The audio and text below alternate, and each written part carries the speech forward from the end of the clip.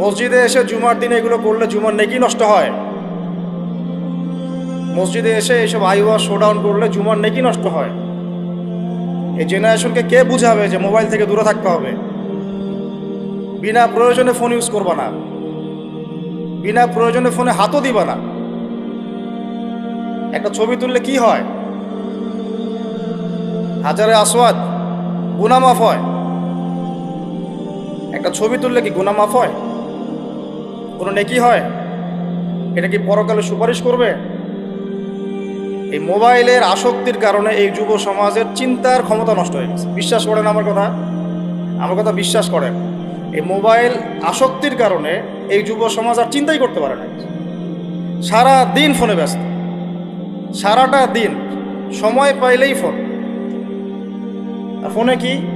YouTube, Facebook, WhatsApp, Instagram. এই আমাদের বাপদাদার, এই যে ভাইদের বয়সী যারা যারা এখন 40, 45, 50 এজের মধ্যে আছেন, যারা এই দেশ চালায়, সমাজ চালায়, অর্থনীতি চালায়, তাদের চেয়ে এদের চিন্তা শক্তির লেভেল অর্ধেকেরও কম।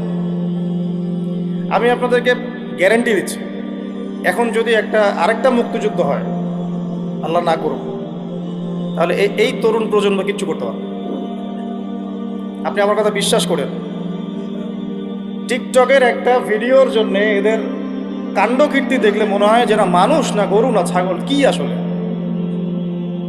আর আমরা তো ঢাকা শহরের মতো শহরে থাকি, একটা টিকটকের ভিডিও বানানোর জন্য এরা যে কি করে চিন্তাই করতে পারো। কাপড় খুলে ল্যাংটা হয়ে নাচে একটা টিকটকের ভিডিও করার।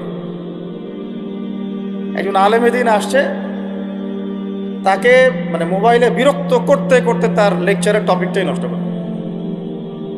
আর আমরা যে ওস্তাদদের কাছে পড়াশোনা করি, আমি জীবনে আমার ওস্তাদকে এটা বলার সাহসই পাই নাই, ওস্তাদ আপনার সাথে কি একটা ছবি তোলা যাবে?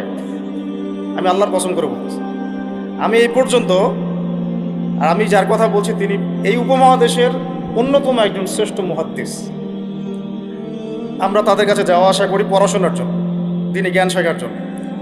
আজ পর্যন্ত আমি কোনোদিন বলতেও পারি নাই যে উস্তাদ আপনার সাথে একটা ছবি তুলতে চাই। বিশ্বাস করেন। কিন্তু এই ওয়াজ মাহফিল, এইটা ওইটা, এইসব জগৎগুলোতে গিয়ে আমরাও নষ্ট হয়ে গেলাম।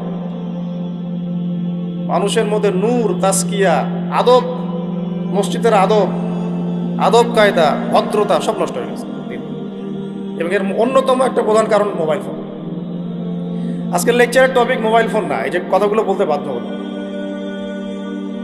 যখন আমরা এখন আলোচনা করতেছি, এই সময় কটা বাজে? এখন 12:50। এই সময়ে না জানি কতগুলা মুসলমান এখন শহীদ হয়ে গেল। এই সময় যখন আমরা এখন আলোচনা করতেছি, ঠিক এই সময় না জানি কতগুলা বোনকে ইসরায়েলের সৈন্যরা তুলে নিয়ে চলে গেল। না জানি কতগুলা বাচ্চার মগজে আবার বোম মারলো, গুলি করলো। এই সময় যখন আমরা কথা বলছি এখন, আর মিডিয়াতে সংখ্যা আসবে খালি 6,000 মরলো, 6,500, 7,000, কোনো ফিলিংসই নাই। মোবাইল ফোনেই আছে, ব্যস্ত স্ক্রল করে আর দেখে কতজন, 10,000 মরছে, কি আমি তো আর মরি নাই, আমার দেশেও তো আর হয় নাই। বিশ্বাস করেন, আমরা এখন আর কোনো জায়গায় মানুষের পর্যায়ে করতেছি। মানুষ কাকে বলে? যার আবেগ অনুভূতি আছে, যার ব্যক্তিত্ব গায়রত আছে, যার সম্মানবোধ আছে, রুচিবোধ আছে। মুসলিম উম্মাহ কাকে বলে? যার একটা অংশে আঘাত লাগলে আর এক অংশ ব্যথা পাবে, নাকি ভাই? ভুল বললাম না ঠিক বললাম? একটা মুসলিম উম্মাহ মানে কি? একটা অঙ্গে আঘাত লাগছে আর একটা অঙ্গ ব্যথা পাবে। আদতে কি এটা হচ্ছে? প্যারালাইজড। ওই যে বলি না প্যারালাইজড, আমাদের মধ্যে প্যারালাইসিস ঢুকে গেছে। জুমার খুতবার সময় এমনিই অল্প, 5 মিনিট নষ্ট করলাম, আল্লাহ মাফ করুন।